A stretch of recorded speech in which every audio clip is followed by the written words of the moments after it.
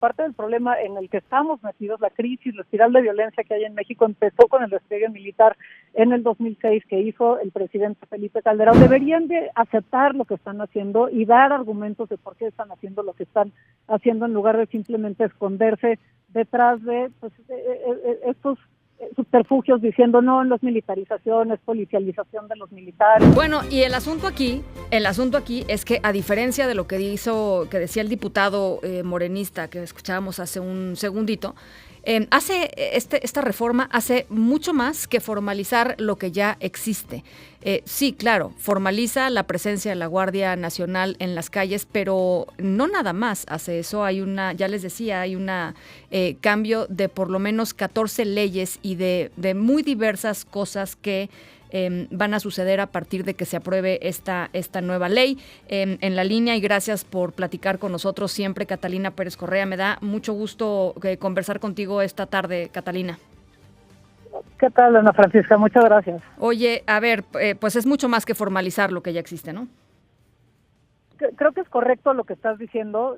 No solamente se trata de lo constitucional, es sobre todo también un cambio constitucional en el cual se quitan las prohibiciones constitucionales que actualmente tienen las Fuerzas Armadas para realizar tareas que son ajenas a la disciplina militar. Claro. Entonces no solamente se está dando esta adscripción de la Sedena para de manera permanente tener a la Guardia Nacional como un cuerpo militar, sino también facultando a los militares para que hagan todas estas tareas que han hecho ilegalmente a lo largo de este sexenio, desde la construcción de aeropuertos, todas estas empresas de turismo que ahora tienen, construcción de bachilleratos, en fin, todas estas tareas que han llevado a cabo, se está quitando las prohibiciones constitucionales para que lo realicen. Y otra parte que es bastante preocupante es se amplía el fuero militar, que es un fuero de guerra, a la Guardia Nacional.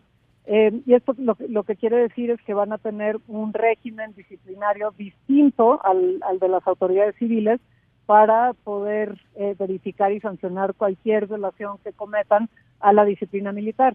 Y esto, aunque supuestamente no debería de involucrar no debería de entrar cuando los militares cometan alguna violación de derechos a civiles, pues en el pasado lo que hemos visto es que terminan ahí todos estos casos sin saber realmente cómo terminan y sin tener sanciones por violaciones a los derechos de los civiles. Uh-huh. Ahora, el tema aquí también, Catalina, y lo hemos platicado un montón de veces, es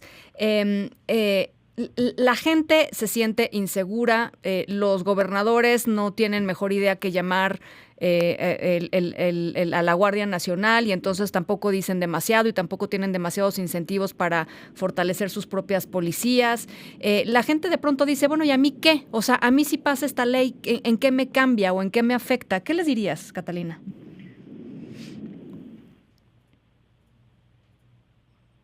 Pues el facultar a los militares tan ampliamente en cualquier país, no solamente de América Latina, sino en otras regiones del mundo, para que puedan espiar nuestras comunicaciones, ingresar a nuestros domicilios, detenernos, etcétera, sin ninguna supervisión de los civiles, siempre ha resultado mal. Uh-huh. Pero además creo que es importante que la gente entienda que esto no ha sido una estrategia de seguridad exitosa. Aparte del problema en el que estamos metidos, la crisis, la espiral de violencia que hay en México empezó con el despliegue militar en el 2006 que hizo el presidente Felipe Calderón. Llevamos desde entonces diciendo es internacional en el cual facultar a militares para realizar tareas de seguridad pública ha llevado a reducir los niveles de violencia y en cambio sí tenemos mucha evidencia en la cual pues a lo que ha llevado es ejecuciones extrajudiciales, al uso arbitrario del poder y a la violación de los derechos fundamentales, incluidos los derechos procesales. Uh-huh. Esto no solamente se trata de los militares haciendo investigación del delito, deteniendo personas, custodiando los centros penitenciarios, también están administrando los recursos públicos sin ninguna supervisión, con reglas especiales en los cuales no tienen que dar las cuentas como lo haría cualquier civil. Y vamos, creo que sí es importante, ¿no? Nosotros diríamos, oye, es extraño que pensemos que los militares pueden de pronto llevar a cabo todas estas tareas para las cuales los civiles necesitamos una especialización para llevar a cabo. ¿Qué nos hace pensar que eso es así? Uh-huh. Y creo que no tenemos respuestas a eso, no se ha discutido realmente y no se ha evaluado qué está sucediendo con la entrega de la administración pública a los militares. Lo que sí sabemos es que hay mucha opacidad, hay mucho riesgo y por supuesto pues no es una buena idea simplemente entregar todas estas facultades sin los controles correspondientes. Y por último, esto se está llevando a cabo en el cual pues tenemos un contexto en el que se desaparece el Poder Judicial, se está pidiendo la renuncia a todos los jueces en el país, y al tiempo que también se está proponiendo desaparecer a los órganos autónomos y dando todas estas facultades constitucionales a los militares, ¿no? Entonces, el combo sí es de llamar la atención, pues quizás la siguiente presidenta no lo use mal, pero se está dejando un régimen que muy fácilmente puede ser utilizado de manera arbitraria, de manera excesiva, en perjuicio de los ciudadanos. Yo no sé si la presidenta electa, en cuanto asuma el poder y despliegue en la práctica su estrategia de seguridad, que hay que decir, la estrategia de seguridad cuando fue jefa de gobierno de la ciudad fue distinta a la estrategia federal. Nunca lo dijo abiertamente, pues, pero era evidente que había una estrategia distinta. Yo no sé si eso pase cuando asuma la presidencia de la República. Lo que sí sé, Catalina, y yo no sé tampoco si va a cambiar de discurso, en el sentido de que apenas ayer decía, yo no sé por qué dicen que esto es militarización. Esto no es militarización, porque mientras yo sea la cabeza de la comandanta en jefe del ejército mexicano y yo soy civil, pues no es militarización, porque la cabeza es civil. Ese es su argumento. A ver, yo he oído ese argumento repetido muchas veces, esto no es militarización, porque en realidad es una función administrativa y la Sedena... Yo honestamente lo que escucho es que les da vergüenza lo que están haciendo y les da vergüenza reconocer lo que están haciendo desde un partido que llegó al poder con la bandera de la izquierda. Y les da vergüenza porque es vergonzoso que la gente que esté ahí, que estuvieron en el movimiento del 68, ahora estén cambiando la Constitución. El artículo 129 constitucional lleva ahí desde 1917 y se puso ahí por una razón. Es una prohibición constitucional para que los militares no se metan en las tareas de los civiles, porque es peligroso que así suceda. Y estas personas que llegaron al poder con la bandera de la izquierda ahora están dándole estas facultades a los militares, están cambiando el régimen constitucional para que tengan estas facultades. Y honestamente todo esto que dicen, esto no es militarización, sí es militarización, es importante decir que es militarización, porque es importante entender cuáles son las implicaciones legales que tienen.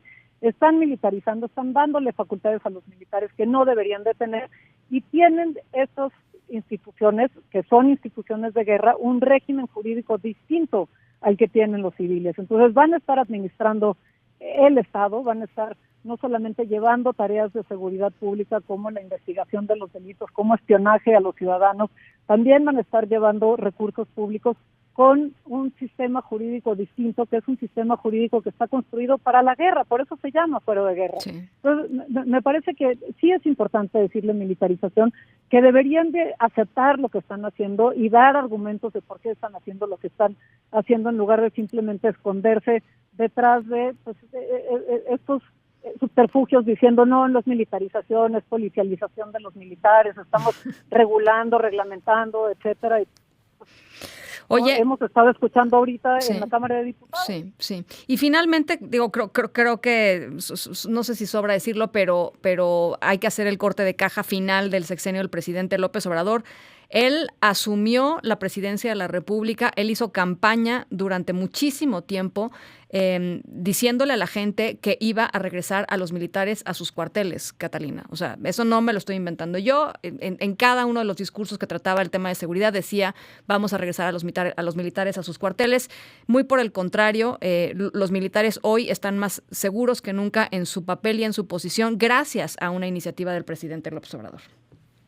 A ver, sí, creo que ahí ha habido bandazos, ha habido cambios, y creo que también parte de esto que estás diciendo se están escudando detrás de eso, ¿no? Una parte es nunca prometió regresar a los militares, porque en efecto también, como dijo una cosa, dijo otra, y como va diciendo una cosa cuando le conviene, va diciendo otra cosa cuando no le conviene. Pues, y eso es lo que sí hemos visto consistentemente a lo largo del sexenio, dependiendo de frente a quien está hablando da un discurso distinto y promete cosas distintas, pero me parece que el punto ahorita sí tendría que ser entender cuáles son las implicaciones jurídicas y cuáles son las implicaciones para las personas de tener, de llevarse a cabo esta reforma constitucional. Es también engañoso decir que esto es una reforma para la Guardia Nacional, porque no se trata de la Guardia Nacional, no es solamente una reforma en materia de seguridad pública, aunque también incluye la reforma en materia de seguridad pública. Yo, una última cosa que quiero decir, hicimos un estudio en el CIDE y le preguntábamos a las personas, oigan, ¿ustedes quieren que los militares estén o se siente usted cómodo con los militares llevando a cabo tareas contra la delincuencia organizada? Y la gran mayoría de las personas decían que sí. Y luego les preguntas, oye, ¿y qué tal los militares custodiando protestas sociales? Ah, no, eso ya no nos gusta tanto. Oye, ¿qué piensas de los militares llevando a cabo, no? En fin, les presentas distintos escenarios de los militares y tampoco es cierto que todas las personas se sienten cómodas teniendo a los militares en tareas de seguridad pública, porque no es lo mismo pensar a los militares conteniendo al crimen organizado en un lugar lejano, en la frontera sur o en el norte del país, que pensar en militares allanando tu domicilio o pensar en militares deteniendo a tu hija, a tu hijo en la noche y revisando el coche en el que están o revisando sus personas cuando están saliendo del transporte público. Aquí en la Ciudad de México, cuando llegaron, creo que eran 5,000 elementos de la Guardia Nacional, ¿no? A custodiar el metro de la ciudad. La gente se sentía muy intimidada, ¿no? Que era el boicoteo del metro. Sí, exactamente, ¿no? O sea, cuando la oposición, de acuerdo con la entonces jefa de gobierno, estaba boicoteando las acciones del metro. La Ciudad de México sí es particular porque tiene una fuerza policíaca que es muy superior a cualquier otra, y aquí sí han hecho la tarea de formar policías civiles y realmente no se necesita en la Ciudad de México a los militares. En otras partes de México se ha hecho un esfuerzo para desaparecer a las policías, lo contrario a lo que se tendría que haber estado haciendo. Y entonces también otra de las cosas que vimos es, bueno, ya que, ¿no? Ya ahorita ¿qué hacemos? Bueno, pues ahorita lo que teníamos que hacer es respetar los plazos constitucionales que se ampliaron una vez para dar la posibilidad de construir estas policías civiles. Creo que la Ciudad de México es un ejemplo de que sí se puede estar sin militares. Es una ciudad sumamente complicada, con migración, con millones de personas, con transporte, ¿no? Y funcionan las policías y así puede ser el resto del país. Simplemente se necesitan recursos y se necesita tiempo y se necesita voluntad política para construir las instituciones civiles policíacas que realmente funcionen. Pues nadie quiso pagar ese costo político de esperar y de apostarle pues a esa ruta civil. Estamos en estas. Gracias, Catalina. Te mando un abrazo. Muchas gracias. Catalina Pérez Correa, investigadora asociada del Centro de Estudios Constitucionales de la Suprema Corte de Justicia de la Nación.